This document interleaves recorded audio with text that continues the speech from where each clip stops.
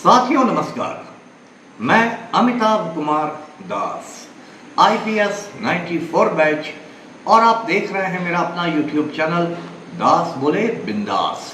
क्योंकि जब बुज़दिलों ने मुंह में दही जमा लिया हो तो दास का बिंदास बोलना जरूरी हो जाता है।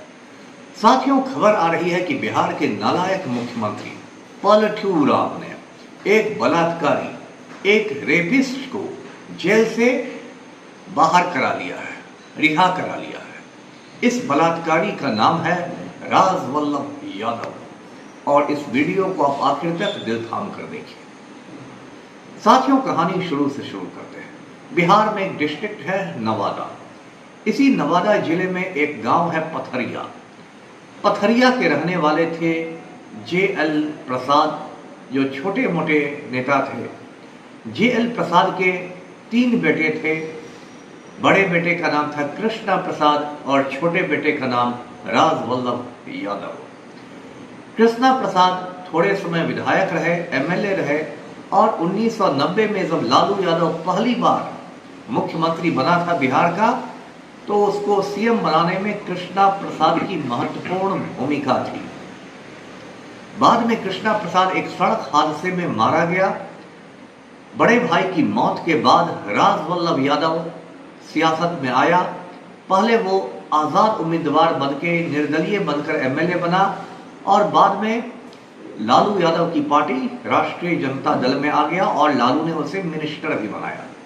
ये जो राजवल्लभ यादव है, समझिए दुनिया में इसकी पैदाइश ही हुई है गुंडागर्दी करने के लिए। इसके गांव के आसपास कई पहाड़ियां थी।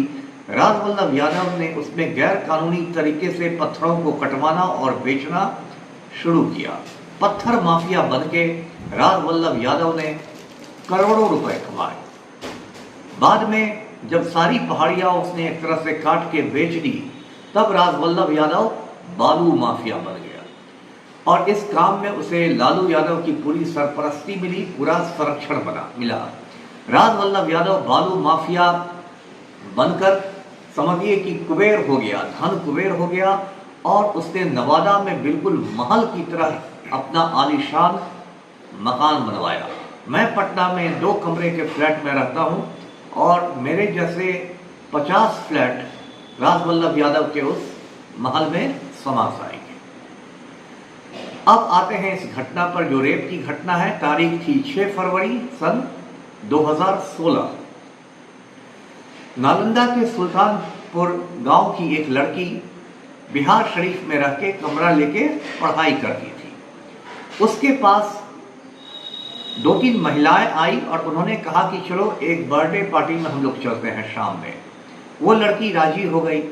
अब बर्थडे पार्टी के नाम पर, जन्मदिन की पार्टी के नाम पर उस लड़की को पहुंचा दिया गया राजवल्लभ यादव बालू माफिया के पास। राजवल्लभ यादव ने उस लड़की के साथ रेप किया। फिर उन्हीं महिलाओं ने लड़की को वापस उसके कमरे में पहुंचा दिया, 30,000 रुपए दिए और कहा कि अपना मुंह बंद रखना है। लेकिन उस लड़की ने 9 फरवरी को जाके पुलिस में रिपोर्ट दिखा दी। उसके बाद पुलिस उसे राजवल्लभ यादव के घर पर ले गई, और उस लड़की ने तुरंत राजवल्लभ यादव को पहचान लिया। इसके बाद राजवल्लभ यादव को जेल की हवा खानी पड़ी। उसमें पोक्सो कानून लगा राजवल्लभ यादव के खिलाफ। अब आप पूछेंगे पोक्सो क्या होता है, तो पोक्सो का मतलब होता है protection of children from sexual offences. Hindi में से कहेंगे यौन अपराधों से बच्चों की सुरक्षा। ये बहुत कठोर कानून है, बहुत कड़ा कानून है, और जो नाबालिग लड़के लड़कियां होती हैं उनको बचाने के लिए है। जो आसाराम बापू जोधपुर जेल में चक्की पीस रहा है, उम्र कैद काट रहा है, उस पर भी ये पोक्सो कानून लगा हुआ है। तो पोक्सो कानून भी लग गया। मामले की सुनवाई हुई कोर्ट में। पुलिस पहले ही चार्जशीट कर चुकी थी।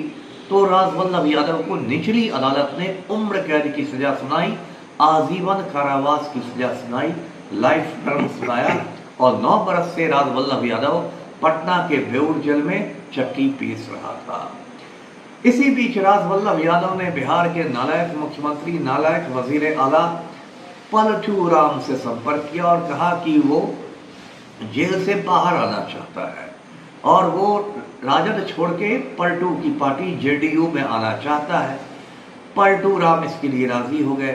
पलटू राम ने पुलिस को हुक्म दिया कि जो केस डायरी वगैरह लिखती है पुलिस मामले की, उसको कमज़ोर किया जाए, गवाहों को डराया धमकाया जाए, जिससे कुछ गवाह जो हैं वो हॉस्टाइल हो जाए, यानी कि पक्षद्रोही हो जाए। पक्षद्रोही गवाह उसको कहते हैं जो कोर्ट में जाकर अपनी पुरानी बात से मुकर जाता है, पलट जाता है, उसको हिंदी में पक्षद्रोही कहते हैं, इंग्लिश में हॉस्टाइल कहते हैं। उसके बाद इस तरह पलटू राम ने पूरे केस को कमज़ोर कर दिया और कल यानी कि 14 अगस्त को पटना हाई कोर्ट ने राजवल्लभ यादव को बाइज्जत बरी कर दिया। तो अब तो राजवल्लभ यादव बाहर निकलेगा, आज शाम तक निकल जाएगा और फिर जाके मुख्यमंत्री आवास एक अणे मार्ग में पलटू राम से मिलेगा। फिर पलटू राम उसको या उसकी वाइफ को टिकट दे देगा। यही खेल बिहार में चल रहा है। मैंने पहले भी आपको कहा था कि जो हमारा नालायक मुख्यमंत्री है पलटू राम, वो माफिया डॉन अनंत सिंह का आज्ञाकारी चपरासी है। अनंत सिंह सीएम हाउस में जाता है, मुख्यमंत्री को हुक्म देता है नीतीशवा खैनी बनाबा, और माननीय मुख्यमंत्री के कर कमलों से माफिया डॉन के लिए खैनी तैयार की जाती है। राजवल्लभ यादव को हाईकोर्ट ने छोड़ दिया है, तो इसमें बिहार सरकार के पास कानूनी रास्ता ये है कि बिहार सरकार तुरंत सुप्रीम कोर्ट में अपील करे राजवल्लभ यादव की रिहाई के खिलाफ। लेकिन चूंकि बिहार का नालायक मुख्यमंत्री पलटू राम राजवल्लभ यादव के साथ खड़ा है, इसलिए मेरी बात लिख कर रख लीजिए, बिहार सरकार कोई अपील नहीं करेगी। ठीक यही खेल पिछले साल हुआ था, जब 14 अगस्त को ही पटना हाई कोर्ट ने अनंत सिंह को AK-47 मामले में बरी कर दिया था और अनंत सिंह बेऊर जेल से बाहर आ गया था। उस समय भी सरकार को करना चाहिए था कि जो 90 दिनों की समय सीमा होती है, 90 दिनों के भीतर सुप्रीम कोर्ट में अपील करनी चाहिए थी। लेकिन नालायक पलटू राम अनंत सिंह के गिरोह में शामिल है, इसलिए कोई अपील नहीं की गई। और ये पलटू राम वही है जिसने 2.5 साल पहले आनंद मोहन जैसे खूनी को जेल से बाहर करने के लिए बिहार सरकार के जेल मैनुअल को बदल दिया था, कायदे कानून बदल दिए थे, नियमों में संशोधन कर दिया था, क्योंकि पलटू को लगा था कि आनंद मोहन को जेल से छोड़ देने पर राजपूत वोट बैंक में मेरी सेंधमारी हो जाएगी। इस मुख्यमंत्री की नालायकी को देखिए, कभी ये आनंद मोहन को जेल से बाहर निकालता है, कभी अनंत सिंह को बाहर निकालता है, कभी राजवल्लभ यादव को बाहर निकालता है, और तब सुशासन पर 24 घंटे भौंकता है, सुशासन का ढोल बजाता है, क्राइम पर 0 टॉलरेंस की बात करता है, कहता है कि हम ना किसी को फंसाते हैं, हम ना किसी को बचाते हैं। तो साथियों, अपनी बहू बेटियों की इज्जत बचा के रखिए, क्योंकि बिहार का नालायक मुख्यमंत्री बलात्कारियों के साथ मजबूती से खड़ा है। मेरे इस वीडियो को लाइक कीजिए, शेयर कीजिए, चैनल को सब्सक्राइब कीजिए। धन्यवाद। जय हिंद।